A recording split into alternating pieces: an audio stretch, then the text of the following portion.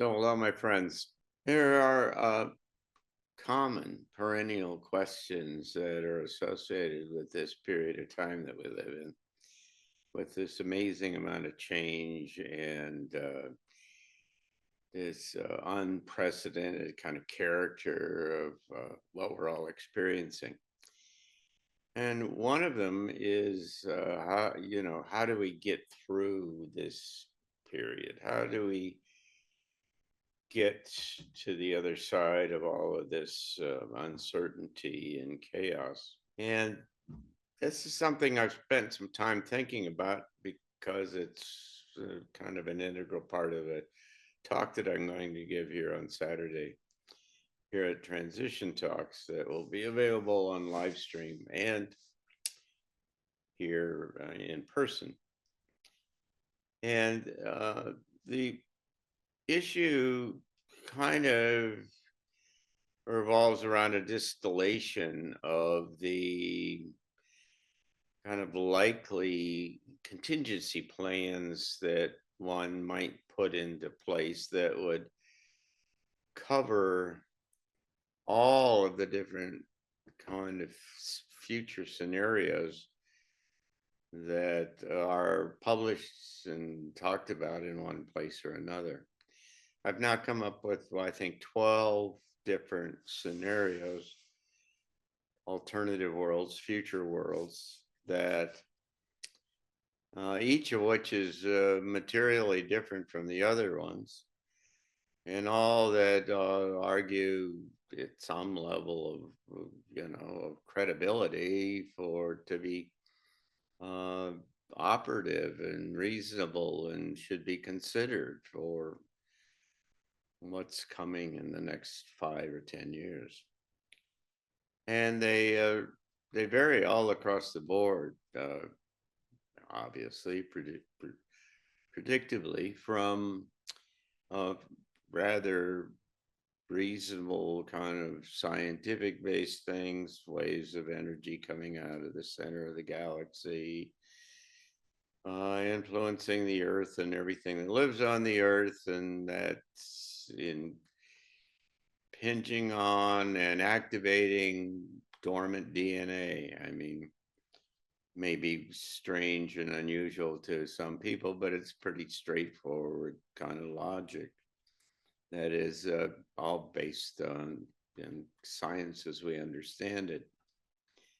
And then it goes all the way up to being whether we live in a sense simulation or do we are the archons running us all around in circles or whatever it turns out to be. There's just a whole bunch of these things. In the middle, there's the aliens and the UFOs are going to come and pick us up and save us at the last minute. I have one that I've called the near cliff experience, which is this commonly talked about uh, objective to just run humanity right up to the edge of the cliff and so scare them that they, maybe nuclear weapons or whatever it turns out to be. So scare everybody that they just say, no, we're not going to do that. And it kind of snaps them back into reality or something like that. Anyway, there's a whole kind of bunch of these, and it's going to be interesting to spend a little time on Saturday talking about them. But they all beg the question that says, so what? I mean, so what do you do? How do you get ready for this? How do you get through it? How do you derail what's kind of in train, headed out toward the horizon with us kind of in tow? And I ran into a very interesting little book called A Handbook for a New Paradigm. And it is essentially a trilogy. It's 3 books that are published together all in one paperback book. And it's one of these, there aren't too many of them, but one of these books that doesn't have any author, right? it's clearly channeled in some way from someplace, and you really don't have any idea at all where it's coming from. You try to chase down the publisher and the URL doesn't work, and and there's no website, and you just say, what in the world? It's a little Georgia guidestone, like in terms of nobody knows where it came from. But in this case, it's a really interestingly tight logic, and it weaves together a very compelling story about where we came from, where we're going, what this is all about, and what's happening to us, and what we should do about it. And it's fascinating to me in that it essentially, well, maybe there might be one alternative somewhere, but for the most part, it presents an exit strategy, if you will, for getting us off into the new direction and not being carried downstream by the status quo, the powers that be, the technocracy, the deep state, whatever it is. Now, and it builds, not only tells what to do and suggests what to do, and is rather explicit about ways in which to do it, but it also builds the logic very tightly underneath it, that convinces you that this really makes sense. And so it is, in terms, a lot of these kind of things aren't, it's not kind of hand waving, word salad kind of stuff that make you feel good, and love and faith and whatever, and light and things. It's really about building the case, the explanation for what's in place right now, which is an environment that is largely controlled by archonic, quote, forces. Even though they may be waning, they're nevertheless very active, and they seem to be the principal source that's influencing all of the dysfunctional aspects of things on this planet. And this, the kind of force, if you will, which is empowered, emboldened, influenced by these archons, is they hold all the cards, seemingly. They've got all the money, they've got the media, they've got the amazing quantum computers and stuff. They've got the pharmaceutical companies. They got the governments. You got the intelligence services. They got them all. They got them all. They got them all. So, and they know where they're going. And so, what they've done in, kind of reasonable, good approaches and methods is built contingency plans, and and tried to look across the horizon and say, where might the threats come from to what we're trying to do, and how do we put in place the capabilities to be able to deal with whatever threat would come up. And what that means is that they're ready to defend themselves. They're in this big castle on the top of the hill, and they've got nuclear weapons and whatever else they want, and that they'll throw over the edge. And if you go straight at them, you're going to be fried.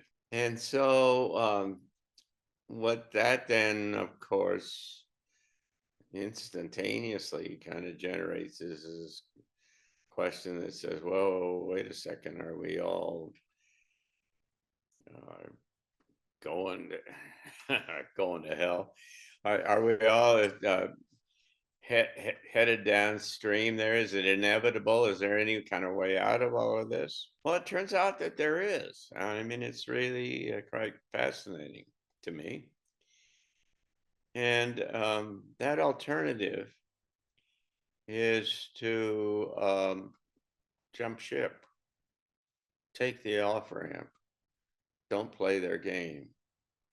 It is not to engage in the conflict or the competition on their playing field, but it is to go somewhere else. When I mentioned this at a quartet session not long ago, Penny Kelly says, "Oh, you take your ball and take it somewhere else." No, it's not like you take your ball and take it somewhere else. You let them have the ball, but you go play in a different yard somewhere with a different, you play a different game. You don't play their game. And the essence of that new alternative is that you build yourself a new world. You build yourself a new game space, if you will, that is built upon a whole different set of principles and a different set of objectives and suppositions. And you go kind of quietly and you head off in a different direction. You just kind of depart the area. But it's not just departing the area, it's heading toward something new that you have built, an alternative to what we are all familiar with now in terms of a world and a civilization and a society and such. It's literally a new world. I mean, really, like a real new world. Because after all, if you continue to just do their world, then you're fighting on their terms, if you will, or you're working on their terms, whatever approach that you take. Essentially, what you want to do is jump off the track and go another direction.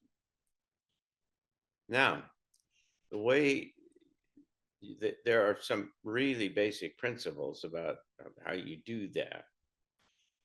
And one of the most important ones is that you have to, this is not some kind of arbitrary kind of thing that jump out of the side of a boxcar as it's going down the track and hope that everything turns out all right and that you live to tell about it. No, this is a considered kind of process that is going to go in a different direction and is going to provide not only safety, but a new way of living that is far, far, far more superior to what you've experienced and where certainly where everything else is going. So it's a path to a new world. And that path to this new world is built around having a relatively clear idea about where you're going, what this new world might look like.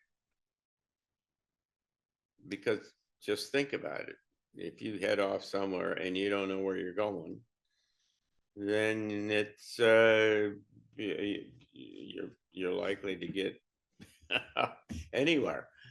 It doesn't make any difference if you turn right or left because you don't know where you're going. You have no real objective, and so what has to happen here is that we have to build an image, a vision, a model of a new world. And it needs to very quickly translate itself into pictures and images and that communicate very effectively with large numbers of people because this whole thing is built upon kind of a critical mass uh, attaining a critical mass of humans that are headed in this singularly headed in this new direction. And in so doing, you get entrainment with all of these minds going in the same way, visualizing variations of the same thing. And that's the basis of manifestation, frankly, is that you build an image of what you want to generate a lot of emotions around it because you think about it all the time and you feel strongly about it. And that's the process here that explicitly is suggested that we need to do. Now, they talk about um, starting small groups all over the world that begin to actively think about what the principles are that are the organizing principles of this new world. Then it's not a, it's kind of general about how you know, find other groups, talk to them, trade ideas, and so on. It's not very clear exactly how you do that in practical kind of terms, but it's obvious that it's not enough to have 50 people in one place, presumably, not 50 people in one place that all have a common image and objective and vision. You need a bunches of 50 people, and they all need to be connected to each other. They need to be talking to each other and communicating. And in so doing, then what you do is you multiply geometrically the impact of the whole process. As I'm reading through these things, I am constantly kind of brought up in my chair saying, wow, that's exactly what we're trying to do at the Arlington Institute. Man, that's, yeah, I've been talking about that for a long time. And as it turns out, there are uh, almost all of the essential components of the path off to this new direction have been things that, in one way or another, we've talked about and addressed in the past. But what's really kind of compelling to me right now is that our project called Transition Net, which is an idea to bring to build a global collaboration space that has a specific kind of orientation or objective, and that is to bring millions of people together to all work on building a common image, a common model of what a new world would look like, is absolutely right down the middle of what these kind of sources are talking about. Now, let me just circle back and tell you that, again, that this kind of an idea works for whatever scenario of the dozen we're going to talk about on Saturday. Whatever one shows up. I mean, you kind of can't go wrong. It could be if the aliens come and they suck us all up and take us off somewhere else, that we may not be able to fully implement the ideas and the agenda that we had in mind, but it will have prepared us for whatever might happen because we will have this common mind and common objective built around essentially an elevated uh, consciousness, because these ideas have to be really, you know, something else and something much, much but better than what we've got right now. Because that's it's a new world after all. I mean, that's what we're trying to build, and it can't be built around the same kind of ideas and frequencies, if you will, that surround us right now. And so this requirement, this kind of plan, this strategy, if you will, strategic objective, the strategic plan has all of these kind of requirements that are part of what we've been talking about here at the Arlington Institute. This reminds me a little bit about when I first started the Arlington Institute. I found this businessman who had distilled down to about 8 different principles the process by which you get large scale, rapid change in a very large organization, a large corporation. He was the CEO of some major corporation, and he had figured this out. And he started at the top of this list and said that you had to have a vision, you had to have an idea where you're going, because if you did, and every one of these things is dependent upon the previous one. That is to say that if any one of them you didn't do, the whole thing came apart. They'd all built sequentially on the other one. So first of all, you needed a vision, and you had to have a really big idea. And then you had to get a group of champions, if you will, within your organization, who were the ones that were going to wave the flag and carry the water for this idea. And they had to be pretty influential. They had to, had to be significant enough that they carried some weight. And then you had to build a sense of urgency. Now remember, all of these things work one after the other. And if you haven't pulled one of these off, if you don't build a sense of urgency, it isn't going to work, because the system is big. I mean, think US government. The system is big and dispersed, and they've all got their own agendas, and they're trying to just make it to retirement or whatever their objective is. And if you don't build a sense of urgency, it doesn't work. Now, the way you do that in a big corporation or even the government, I mean, you just look at what Donald Trump's guys are threatening to do. And I'm here to tell you there are a whole lot of people in the government right now that are feeling a real big sense of urgency that they never felt before, because these guys are threatening to pull the rug out from underneath them. Well, that's essentially what you do in a large corporation. You set this up and you get your vice presidents or your executive vice presidents, whoever they are at the top, who are the champions. And then you essentially put the word out and said, if you don't play, you're out of here. And, you set a deadline and you say, this is when the thing is going to happen. And we are going to make this happen. And you're either with us or you're not. And you suddenly change the whole energy and the whole underlying kind of motivation behind everyone. The fourth thing is that you've got to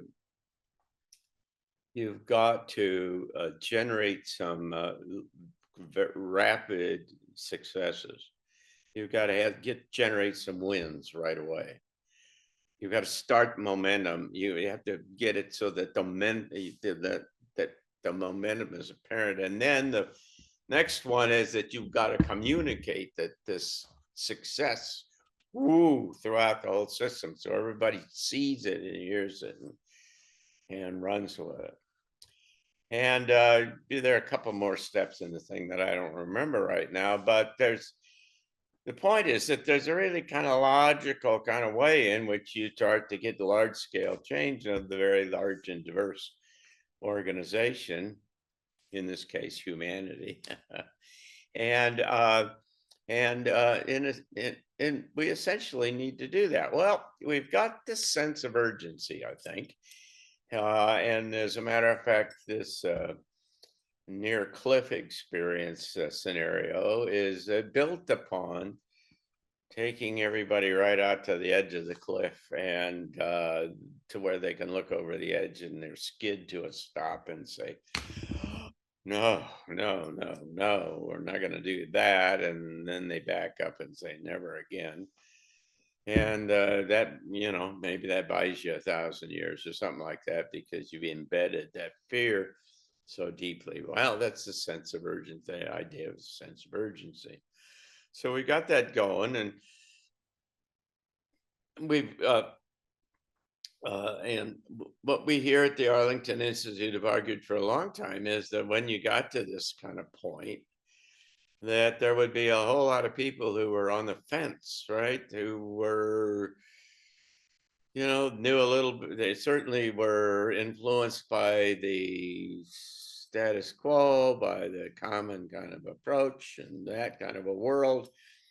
And yet they were aware of some of these new ideas, but they weren't completely convinced that that was the way to go. But then when you generate this urgency and this problem, when they look into this very uncertain future, they start to be contemplative and begin to think about this and decide that one isn't working, and they jump over on to our side. So anyway, there's a kind of the pieces of this big kind of possibility are all kind of coming together, and the question is, how do you kind of stitch them together sequentially so that you can head this thing, or a big piece of it at least, off in a new direction? Well, that's what that's all about, as a matter of fact. And it is this attempt to build a global communication, a global community, almost a global conversation around not just hand waving. We need love and peace and justice and whatever. Although you need to have those things at the core of this, but we need to start building a new world, and we need to start bringing this together in a very step by step kind of way. This is really nothing less than building a model for a new world.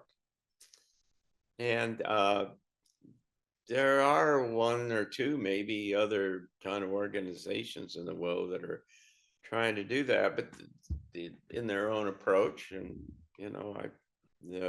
the approach that some of them are taking is not the way I would approach. I just think they've made some kind of basic mistakes. I don't know of anybody other than our little organization, the Arlington Institute, that is systematically trying to think, and has been doing so for a long time, trying to think about how you get from here to there and how to do in very practical terms.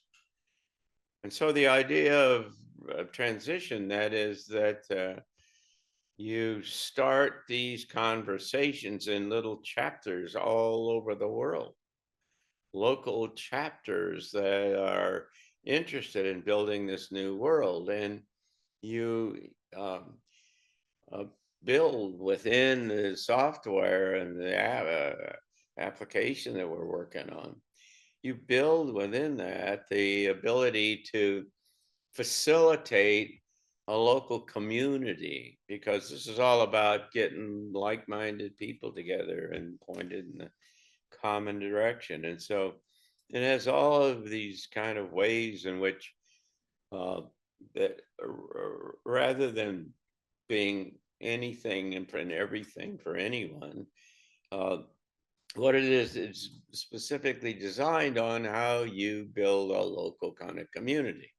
How do you put a calendar up? How do you talk to these people? How do you make activities go on a regular kind of basis? How do you get people all on the same, on the same page? It's a process of kind of building a local community. But it isn't enough to build a community, because we're trying to build a new world. And so we can get people and encourage them and have a wonderful time and build a local community. That's what we're trying to do here in Berkeley Springs. Is we're trying to build a local community where we have parties and we have dinners together and we get together at our transition talks and other kind of things, and we have a lot of people that just really enjoy themselves, and it's really a lot of fun. But you got to get that thing, you got to make that thing point in the same direction and produce output. You need to generate product out of the back of this thing that is all pointed in a common direction of where everybody else is going. Everybody contributing their own ideas and their own concepts and responses and things to the integrated picture of what this new world would might look like. And that's where the center of this whole thing, and that's the role that I would see the Arlington Institute playing, is being the curator of this whole process. That was watching all the pieces come together, and you had all these folks who on our staff that were responsible for kind of targeting and tasking different people or different groups, like the education group or the legal group or the technology group or whatever they were, and all of the the chapters that are about technology are all together and linked together all around the world, all of the similar technology chapters or the education chapters or whatever they are, so that they can talk to each other and they can collaborate and they can come up with kind of a bottom up kind of synthetic kind of picture of what they think, and they pitch that into the middle of this whole process, where you start to see how does this fit into this new world model. And if it doesn't quite work, then re, you retask them and you say, hey, this didn't quite work, so we need you to think of a better idea. And so you get this synergistic kind of uh, multicultural kind of response to all of this thing. And I mean, this is a simple um, kind of description of this, but it's not a simple process because it's going to take a lot of very interesting and uh, kind of design work in order to get to this thing. Now, you might say, well, what is this? You just throw everything, people throw this into the table, and who decides and how does it work? Well, over above and then on the top, if you will, overseeing this whole thing is an organization that I've called the Global Futures Network. And the Global Futures Network is a very select group of, I don't know, 50 or 70 really carefully selected people who have to be multidisciplinary so that they're very knowledgeable across many different disciplines. They have to be really out of the box thinkers and unencumbered and not afraid to really try or think about something that is really novel. They don't feel that they've got something that they've got to sell, and that everybody then their job is to try to evangelize everybody else around there about their own idea. They've got to be able to, as I say, park their ego at the door. They've got to be a part of it and understand how important this whole thing is, and that it's a real special uh, uh, kind of opportunity to be a part of such a magnificent, big event and process. And they've got to give a chunk of time to this because you need to get them together on a regular basis, and it becomes kind of a big kind of think tank, if you will, about all focused on different aspects of largely kind of process oriented things about how do you get, what do you do now and how that and whatever. But there's a lot of room in there for new novel ideas and creativity and so on. And so they would stand at the top and be kind of oversee this thing, and you'd have this very kind of close coupling with this group of very, very bright and very dedicated folks who are look across disciplines, so that so that they see the kind of the systems nature of the whole thing. Then what you'd do is that it would be important to try to build the kind of the global community around this thing.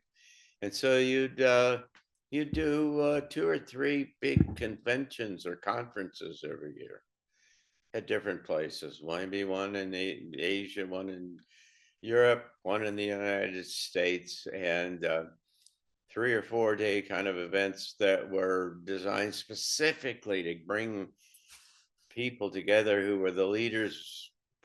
You'd really want to grab the people who were the literal and the de facto kind of leaders of the different chapters and get them together to where they could all meet each other and face to face and participate in very active kind of workshop kind of things that are related to kind of thinking about different scenarios or whatever. You'd bring in some of the brightest and most motivating speakers you could find in the world to get in there and build big pictures and motivate people to go ahead and do this thing. And so then they would go back and be really motivated to move forward with all this.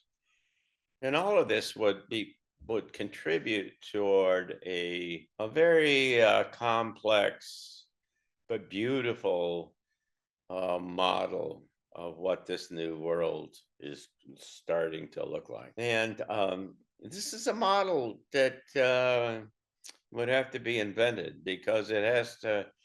In my mind, it's a thing where it is outward facing, so it's on a website, so anybody who goes to the website can see it and they can play with it, they can spin it around, they can expand it, they can dive down into it, they can do all these things. However, it's designed, it is the the whole thing works is based upon that wherever the key nodes or the components, the puzzle pieces, if you will, of this model are identified, what you could do is you could click on it and it starts to open up and it gives you all of the underlying documents and everything that support the idea, the videos and so what on the sources, the people and such. So that if you were doing research on this and you were trying to kind of visualize and from this whole thing from a different perspective, you could rather quickly go and figure out who are the major contributors, where do these ideas come from, do they work across disciplines and other kinds of things. But it become and then if you come to the website every week, you can see what new ideas have shown up and how they fit into the system. And uh, and so over time, you can see the growth and the aggregation and the integration of this whole thing. There's a really important then kind of piece to this, and that is the communications piece. That as you go through this process over time, you have a very sophisticated communications organization or team that is turning these ideas, that's looking at this world, this emergent new world, and turning it into videos and maybe movies or whatever kinds of particularly visual, audio visual, but visual is really important here because what you're trying to do is communicate radically new ideas that really fly in the face of where we all came from. And what you have to do is communicate. People have to be able to look at it and say, well, that's pretty neat. And that's doable. I can see how you could do that. And then you can paint and show the steps that you would progress on that would, I mean, in the stories or in the demonstrations or the video or whatever the medium is, you could show the process so that it isn't science fiction. You can look out there and say, everybody's growing agriculture inside, and there's no agriculture outside. And for most of us, you would say, how in the world could that work? Well, the video would show you the kind of the sequential steps of how you get out to that kind of a world. And so what it does at the most fundamental level is it galvanizes and brings a whole lot of people together and change. It gives hope, is what it really does here in the middle of all of the cacophony of sound and light and fire and whatever else is going on all around us. And it suddenly there's a light out there at the end of this tunnel, if you will, that is is not just some, and again, hand waving thing saying it'll be better, just trust me, trust the plan. No, this is you can watch it. You can go there every week and look at, and you can see that it's moving. And then, by the way, this then turns into all kinds of secondary and tertiary kind of implications. You can build all kinds of groups that are doing all kinds of things, and anyway, it becomes a global community that is all pointed to and working toward building a new world. And so I wanted to kind of build in kind of in your mind's eye, if I can, the idea here of a real practical way in which we could start to build a new world. We could go through the process of literally building the model, start with the ideas, the basic ideas, the animating ideas, the principles that influence everything. And on top of that, then start to lay in different areas like education or transportation or whatever it turns out to be. And you start to build this integrated kind of picture that is, by the way, recursive, and it's got feedback loops so that whenever anything changes, when when the aliens show up and they say, ah, here, there's a new shiny thing here that's really cool, then you've got a way in which you can kind of plug that into your new world. And so it's a really big and important not only time, but I think idea about how to start to get there from here.